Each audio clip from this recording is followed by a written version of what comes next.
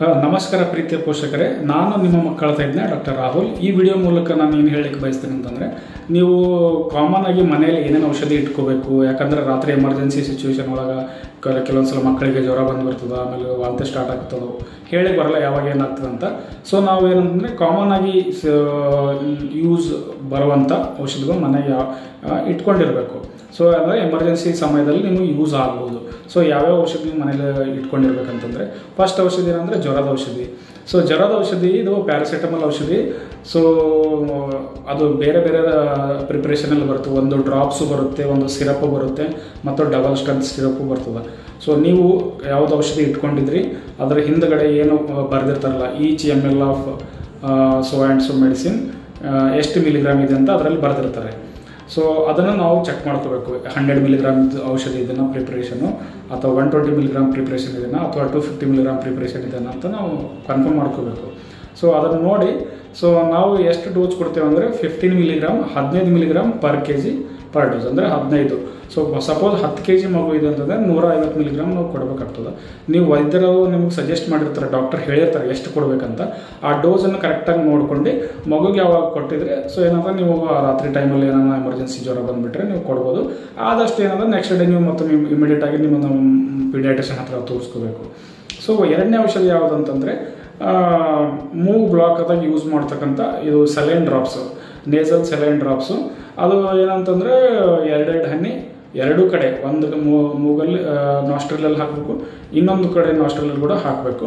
ದಿನಕ್ಕೆ 5 ರಿಂದ 6 ಸಲ ನೀವು ಈ ಔಷಧಿಯನ್ನು ಕೊಡಬೇಕು. ಆಮೇಲೆ ಏನಂತಂದರೆ ಇದರದಿಂದ ಯಾವುದೇ ಹಾರ್ಮ್ಫುಲ್ ಏನು ಎಫೆಕ್ಟ್ ಇಲ್ಲ. ಸೊ ನೀವು ಆರಾಮಾಗಿ ಒಂದು 5 to 6 ಟೈಮ್ಸ್ ಯೂಸ್ ಮಾಡ್ಬೋದು. ಸಲೈನ್ ಡ್ರಾಪ್ಸ್ ಅಷ್ಟೇ. ಓಕೆ, ನೆಕ್ಸ್ಟ್ ಏನಂತಂದರೆ ಮನೆಯಲ್ಲಿ ಎಲ್ಲರದ್ದು ಥರ್ಮೋಮೀಟರ್ ಒಂದು ಇರಬೇಕು ಕಂಪಲ್ಸರಿ.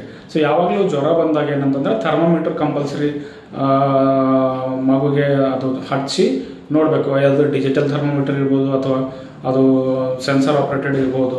ಸೊ ಯಾವುದೇ ಇದು ಮಗು ಎಷ್ಟು ಜ್ವರ ಇದೆ ಅಂತ ಫಸ್ಟ್ ಕನ್ಫರ್ಮ್ ಮಾಡಿ ಆಮೇಲೆ ನೀವು ಏನಾದರೂ ಪ್ಯಾರಾಸಿಟಮಲ್ ಔಷಧಿ ಕೊಡಬೇಕು. ಸೊ 4ನೇ ಔಷಧಿ ಯಾವ್ದು ಇಟ್ಕೋಬೇಕಂದ್ರೆ, ವಾಂತಿ ಔಷಧಿ ನೀವು ಇಟ್ಕೋಬೇಕು. ಆಂಡನ್ ಸೆಟ್ರನ್ ಅಂತ ಔಷಧಿ ಬರುತ್ತದು. ಸೊ ಬೇರೆ ಬೇರೆ ಆಂಡಮ್ ಅಂತ ಬರುತ್ತದೆ, ವಾಮಿಕೈಂಡ್ ಅಂತ ಬರುತ್ತದೆ, ಎಮಿಸೆಟ್ ಅಂತ ಬರುತ್ತದೆ. ಈ ಥರ ಬೇರೆ ಬೇರೆ ಡಿಫ್ರೆಂಟ್ ಇದರಲ್ಲಿ ಬರುತ್ತೆ. ಸೊ ಆ ಔಷಧಿ ನೀವು ಏನಂತಂದರೆ ಡಾಕ್ಟರ್ ನಿಮಗೆ ಹೇಳಿರ್ತಾರೆ ಎಷ್ಟು ಕೊಡಬೇಕು ಅಂತ ನಿಮ್ಗೆ ಪ್ರಿಸ್ಕ್ರೈಬ್ ಮಾಡಿರ್ತಾರೆ.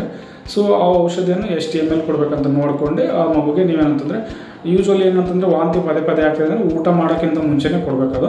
ಅದು ಕೊಟ್ಟು ಮತ್ತು ನೀವು ಇಮಿಡಿಯೇಟ್ ಆಗಿ ಡಾಕ್ಟರ್ ಹತ್ರ ತೋರಿಸ್ಕೋಬೇಕು. ನೀವು ಅದೇ ಮನೆಯಲ್ಲೇ ಟ್ರೀಟ್ಮೆಂಟ್ ಮಾಡ್ಕೊಂಡು ಕೂಡಬಾರ್ದು. ಯಾಕಂದರೆ ಏನು ರೀಸನ್ ಇದೆ, ಏನಕ್ಕೆ ಆಗ್ತಾಯಿದೆ ಅಂತೆಲ್ಲ ನಾವು ನೋಡಬೇಕಾಗುತ್ತೆ. ಸೊ ಇದೇನಂದ್ರೆ ನಿಮ್ಗೆ ಎಮರ್ಜೆನ್ಸಿ ಸಿಚುವೇಷನಲ್ಲಿ ನಿಮಗೆ ಸಹಾಯ ಆಗಲಿ ಅಂತ ಈ ಸಜೆಷನ್ಸ್ ನಾನು ಕೊಡ್ತಾ ಇದ್ದೇನೆ. ಆಮೇಲೆ ಏನು ಅಂತಂತಂದರೆ, ಕೆಲವೊಂದ್ಸಲ ಮಕ್ಕಳಿಗೆ ಹೊಟ್ಟೆ ನೋವು ಬರ್ತದೆ ರಾತ್ರಿ, ಇಮಿಡಿಯೇಟ್ ಸಡನ್ನಾಗಿ ಹೊಟ್ಟೆ ನೋವು ಸ್ಟಾರ್ಟ್ ಆಗ್ತದೆ. ಸೊ ಮೈಲ್ಡಾಗಿ ಹೊಟ್ಟೆ ನೋವು ಇದೆ, ತುಂಬ ಜಾಸ್ತಿ ಏನೂ ಇಲ್ಲ ಅಂತಂತಂದರೆ, ಸೊ ನೀವು ಸೈಕ್ಲೋಪಾಮ್ ಅಂತ ಬರ್ತದೆ ಔಷಧಿ, ಅಥವಾ ಡೈಸೈಕ್ಲೋಮಿನ್ದು ಏನಂತ ಕಂಟೆಂಟ್ ಇರ್ತಕ್ಕಂಥ ಔಷಧಿ ಬರ್ತದೆ. ಈ ಸಿರಪ್ ನೀವು ಏನಂತಂದ್ರೆ ರಾತ್ರಿ ಎಮರ್ಜೆನ್ಸಿ ಸಿಚುವೇಷನಲ್ಲಿ ಅಥವಾ ತುಂಬ ಇದೇ ನೋವು ಆಗ್ತಾಯಿದೆ ಅಂತಂದರೆ ಆ ಟೈಮಲ್ಲಿ ನೀವು ಅದು ಯೂಸ್ ಮಾಡ್ಬೋದು. ಡೋಸ್ ಕೂಡ ಏನಂತಂದ್ರೆ ನೀವು ಡಾಕ್ಟರ್ ನಿಮಗೆ ಸಜೆಸ್ಟ್ ಮಾಡಿರ್ತೀರಿ ಎಷ್ಟು ml ಕೊಡಬೇಕು ಅಂತ, ಅದನ್ನು ನೋಡಿಕೊಂಡೇ ಕೊಡ್ರಿ. ಆಮೇಲೆ ಆದಷ್ಟು ಏನಂತಂದ್ರೆ ನೀವು ಅರ್ಜೆಂಟಾಗಿ ನೀವು ಮಕ್ಕಳಿಗೆ ತೋರಿಸ್ಕೊಂಡ್ಬಿಡಿ. 5ನೇ ಔಷಧಿ ಯಾವುದಂತಂದರೆ ORS.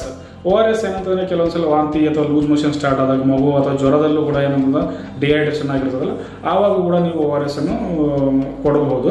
ORS ಏನಂತಂದರೆ ಸಣ್ಣ ಪ್ಯಾಕೆಟ್ ಬರ್ತದೆ, 1 ಗ್ಲಾಸ್ ನೀರಿಗೆ ಮಿಕ್ಸ್ ಮಾಡೋಕ್ಕಂಥ ಪ್ಯಾಕೆಟ್ ಕೂಡ ಬರ್ತದೆ. ಆಮೇಲೆ 1 ಲೀಟರ್ ಮಿಕ್ಸ್ ಮಾಡೋಕ್ಕೆ ಕೂಡ ಪ್ಯಾಕೆಟ್ ಬರ್ತದೆ. ಸೊ ಡಿಫ್ರೆಂಟ್ ಪ್ರಿಪ್ರೇಷನಲ್ಲಿ ಬರ್ತದೆ. ಸೊ ಅವಾಗ ಏನಂತಂದರೆ ಒಂದು ಸಣ್ಣದು ಚಿಕ್ಕ ಪ್ಯಾಕೆಟ್ ಏನಿದ್ರೆ 1 ಗ್ಲಾಸ್ ನೀರಿಗೆ ಕಂಪ್ಲೀಟಾಗಿ ಮಿಕ್ಸ್ ಮಾಡಿ ಮಗುಗೆ ಏನಂತಂದರೆ, ಸ್ವಲ್ಪ ಚಿಕ್ಕ ಮಗು ಇದೆ ಅಂತಂದರೆ ಚಮಚಿಂದ ಸ್ವಲ್ಪ ಕುಡಿಸ್ಕೊತ ಹೋಗಬೇಕು. ಇದು ದೊಡ್ಡ ಮಗು ಇದೆ ಅಂತಂದರೆ ಗ್ಲಾಸಿಂದ ಡೈರೆಕ್ಟ್ ಕೊಡಬೇಕು. ನೀವು ಸಪೋಸ್ 1 ಲೀಟರ್ ನೀರಿಗೆ ಪ್ರಿಪೇರ್ ಮಾಡಿದ್ರೆ ಅಂತಂದರೆ ಅದು 24 ಅವರ್ಸಲ್ಲಿ ಯೂಸ್ ಮಾಡಿ ಮತ್ತೆ ರಿಪೀಟ್ ಆಗಿ ಮತ್ತೆ ಹೊಳ್ಳಿ ಯೂಸ್ ಮಾಡಿಬಿಟ್ರಿ, ಮತ್ತೆ ಹೊಸದಾಗಿ ತಯಾರಿಸಿ ಮತ್ತೆ ಕೊಡ್ರಿ. ಸೊ ಸ್ವಚ್ಛ ನೀರಲ್ಲಿ ಬಿಸಿ ಅದು ಕಾಯಿಸಿ ತಣ್ಣ ಮಾಡಿದ ನೀರಲ್ಲಿ ಯೂಸ್ ಮಾಡ್ಬೋದು, ಅಥವಾ ನೀವು ಫಿಲ್ಟರ್ ನೀರು ಡೈರೆಕ್ಟ್ ಯೂಸ್ ಮಾಡ್ತಾರೆ ಅಂದರೆ ಅದು ಡೈರೆಕ್ಟಾಗಿ ಮಿಕ್ಸ್ ಮಾಡ್ಬೋದು.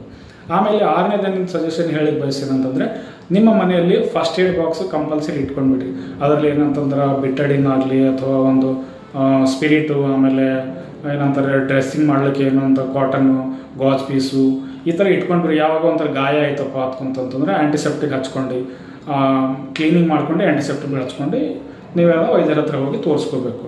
ಸೊ ಹೋಪ್ ಈ ವಿಡಿಯೋ ನಿಮಗೆ ಇಷ್ಟ ಆಯಿತು ಅಂತ ಅನಿಸುತ್ತೆ. ಯಾಕಂದರೆ ಇದು ಕಾಮನ್ ಆಗಿ ಬರ್ತಕ್ಕಂಥ ಸಿಂಪ್ಟಮ್ಸು ನಮ್ಮ ಹತ್ರ. ಸೊ ಇದರಿಂದ ಏನಂತಂದ್ರೆ ನಿಮ್ಮ ಮಕ್ಕಳಿಗೆ ಮನೆಯಲ್ಲಿ ಏನಂತಂದ್ರೆ ಇಮಿಡಿಯೇಟಾಗಿ ರಿಲೀಫ್ ಕೊಡಲಿಕ್ಕೆ ಸಹಾಯ ಆಗುತ್ತೆ ಅಂತ ಭಾವಿಸ್ತಾ ಈ ವಿಡಿಯೋನ ನಾನು ಸ್ಟಾಪ್ ಮಾಡ್ತೀನಿ. Thank you. ಮತ್ತು ಈ ವಿಡಿಯೋನ ನಿಮ್ಮ ಹತ್ತಿರದವ್ರ ಹತ್ರ, ನಿಮ್ಮ ಫ್ರೆಂಡ್ಸ್ ಹತ್ರ ಎಲ್ಲ ಶೇರ್ ಮಾಡಿ. ಧನ್ಯವಾದಗಳು. Thank you.